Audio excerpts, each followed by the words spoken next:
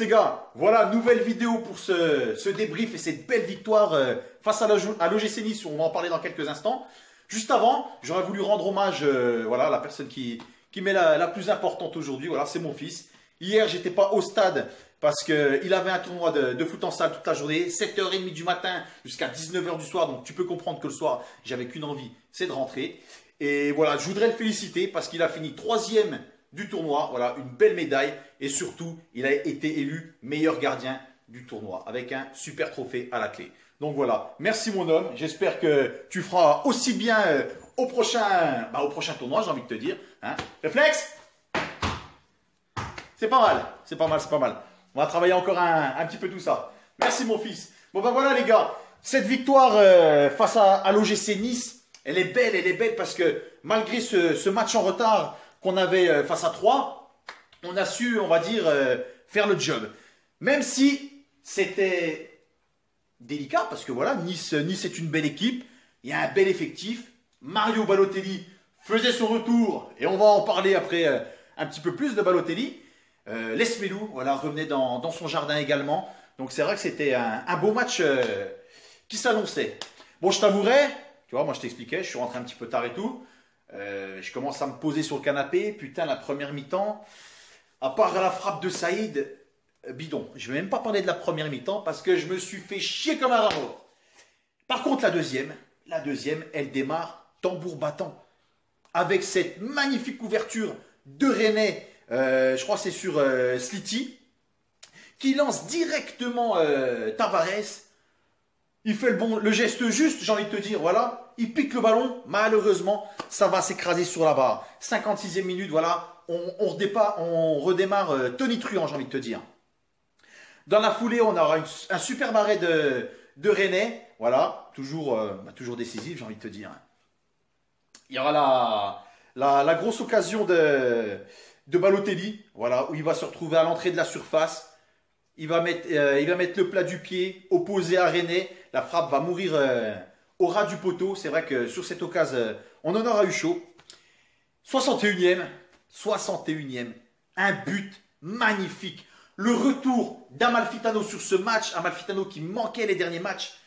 Et voilà. Et sur une passe lumineuse, il met 3 défenseurs dans le vent. Julio part au duel. Et voilà, Julio marque à nouveau. Voilà, c'est vraiment notre goléador cette saison, si je puis dire. Voilà, ça fait du bien au moral, ça fait du bien. Même si, voilà, j'ai envie de te dire, ça n'a pas duré longtemps. Parce que quelques minutes plus tard, 4-5 minutes, Lesmelou, voilà. En général, quand t'en as un qui est parti, quand il revient, en général, il t'en met un. Et ben voilà. Et de très belle manière. À l'entrée de la surface, plein axe. Il met une superbe frappe. Voilà, René ne peut rien faire. Elle est superbement bien placée. Voilà, avec toute l'humilité qu'on connaît, Lesmelou, il ne fait pas son but. Voilà. Ils reviennent rapidement dans le match. Et là, tu te dis 1-1. Bon, allez, c'est pas grave. Et le problème, c'est qu'en l'espace de 2-3 minutes, on en reprend un autre derrière. Voilà, Rosier qui avait fait une belle montée. Son côté était découvert, j'ai envie de te dire.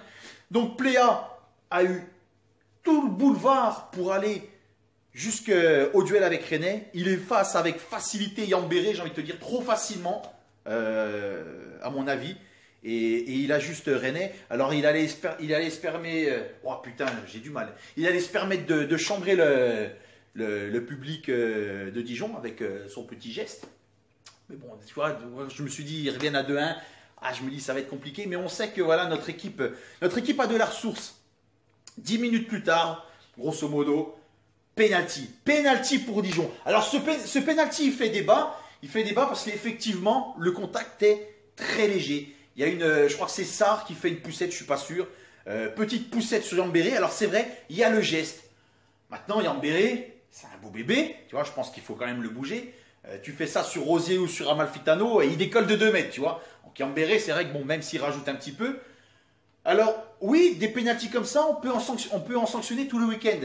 Mais je vais vous rappeler un petit peu ce qui s'est passé au match aller.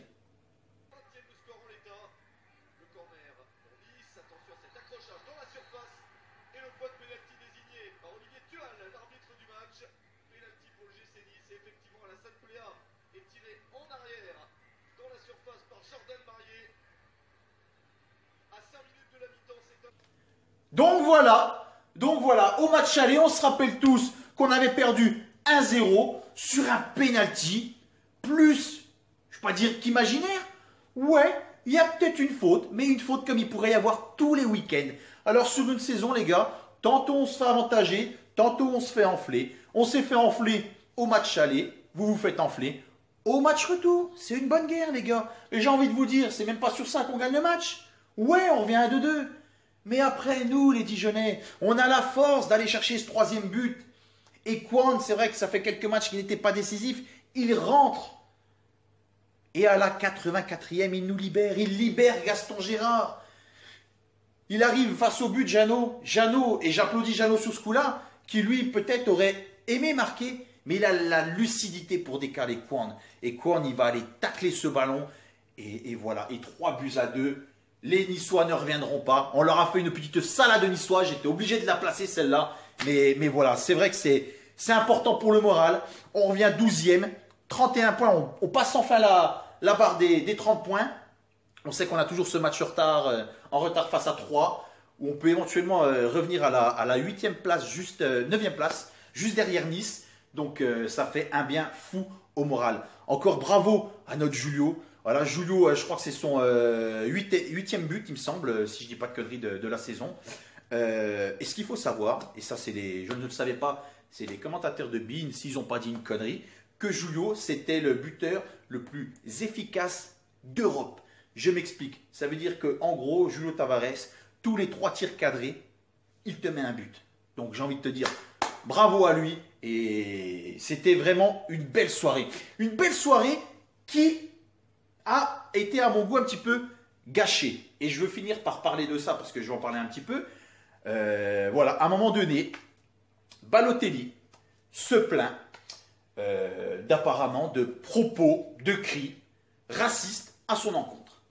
Donc du public dijonnais. Enfin du public dijonnais, je pense de 1 ou 2 peut-être abrutis qui sont comme dans tous les stades, tu vois. Et donc il se plaint à l'arbitre, donc voilà, il prend un carton jaune parce qu'il chambre le public. Après, il faut savoir que voilà, ce genre de joueurs, ils aiment bien chambrer, ils aiment bien tout ça. Ça n'excuse en rien s'il y a eu des propos racisme, tu vois. Ça n'a rien à voir. Mais je pense qu'à un moment donné, il ne faut pas tout mélanger. J'écoute un petit peu depuis hier les débats qui peuvent se faire un peu sur toutes les chaînes. Alors, tu as l'impression que Dijon est connu, entre guillemets, pour avoir des comportements de la sorte.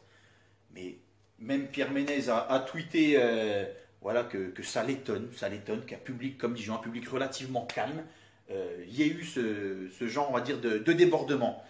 J'aimerais rappeler déjà à tout le monde que dans notre équipe, si je prends Yann Béré, Gillo Boggi, Julio, je pense que je peux en oublier, je peux citer Shafik. Je pense que voilà, s'il y a des mecs racistes qui supportent Dijon, tu as des gens de couleur dans ton équipe. Donc déjà, tu es un abruti fini. Et deuxième chose, quand je vois par rapport aux supporters, ce que la Ligue nous fait pour les déplacements, on voit encore le dernier match à Strasbourg où les Bordelais ont été parqués dans un enclos limite, dans un espèce de conteneur souterrain, je ne sais même pas comment t'expliquer ça, tu vois. Mais voilà, on nous prend pour des bestiaux quand on se déplace alors qu'on vient juste pour supporter et encourager notre équipe. J'aimerais que dans les stades, la Ligue et tous ces gens-là ne mélangent pas tout. Parce que c'est pas parce que tu vas arriver au stade avec des lunettes de soleil, avec une écharpe ou avec n'importe quoi, que tu es un hooligan, que tu vas foutre le bordel. On veut nous virer des stades parce qu'on va sortir des fumigènes, on veut nous coller des interdictions de stade. Mais quelqu'un qui tient des propos racistes dans un stade, ce mec-là n'a rien à foutre dans le stade. Et j'ai envie de te dire, quand tu vois les stadiers ou la sécurité qui des fois pour une connerie, un drapeau machin, ils viennent te casser les couilles, et ben les mecs qui sont dans la tribune, parce qu'apparemment ça s'est passé en tribune Rougeau, les mecs qui sont dans la tribune, t'entends bien l'abruti, je pense qu'à un moment donné, qui va faire un cri de singe ou une connerie comme ça. Et ben tu prends ce mec-là, tu le fous en dehors de stade, et c'est interdiction du stade à vie. Des propos comme ça ne doivent pas avoir lieu à l'intérieur du stade. Au pire des cas, même les gens qui sont autour doivent dénoncer ce genre de comportement. C'est vraiment inadmissible ces propos dans un stade. Voilà, il y a des choses qu'on peut tolérer, mais ce genre de choses, voilà, c'est inacceptable. Donc là, je pense qu'il va y avoir une enquête qui va être en cours. Apparemment, les bandes, on va dire, ont été entendues. Rien n'a été à signaler par rapport à ça. Alors après, je ne voudrais pas non plus que d'un autre côté, Balotelli, qui voilà, chambre souvent les publics à droite à gauche, ne fasse pas non plus un amalgame et dès qu'on va le huer ou chose comme ça, de l'air de dire voilà, tiens, il y a eu propos racistes ou quoi que ce soit. À un moment donné, je pense que tu sais faire la différence si on t'insulte ou si c'est des propos racistes. Voilà. Je ne dis pas qu'insulter c'est une bonne chose dans un stade, mais qui n'a jamais insulté l'adversaire? C'est des insultes, il chambre, on insulte, ça fait partie du truc, j'ai envie de te dire. Mais après, voilà, faut pas tout mélanger. Je pense que lui, il ne faut pas non plus qu'il en rajoute de trop. Parce que voilà, on se rappelle de certains événements qu'il y a eu à Bastia. Bon, là, malheureusement, il y avait eu la preuve de cris de singe qui ont été occasionnés. Voilà, si il y a eu quelque chose de grave dans ce stade hier soir, eh ben, on sera sanctionné de n'importe quelle façon. Mais après, voilà, il faut interdire ce genre de personnes dans le stade. Il faut que tous les gens autour fassent les choses. Et voilà, et au pire des cas, c'est peut-être pas bien de balancer, mais des mecs comme ça, non, parce qu'au final, tu vas laisser venir des mecs comme ça, ils vont foutre la merde. Après, ton club, il va être sanctionné, donc on va être tous comme des cons. Donc, je pense qu'il faut vraiment, on va suivre un petit peu tout ça, ce qui va se dire. J'écouterai encore ce soir un petit peu, et puis on verra bien. Voilà les gars, en tout cas, il ne faut pas que ça gâche cette belle victoire. Amis niçois, je suis désolé peut-être des propos racistes qu'il y a pu avoir. Je suis désolé aussi de ce penalty qui nous a été accordé, mais comme je vous disais avec le match aller, au final c'est une bonne guerre. Bonne fin de saison à vous. Et puis moi les gars, je vous donne rendez-vous au prochain débrief. Déplacement à Monaco. Ça va être très compliqué, Monaco est en forme en ce moment. Mais bon, on ne sait jamais, voilà. On sait que notre équipe peut prendre des buts, mais a des réactions. Donc on espère les gars. Allez les gars, bon dimanche.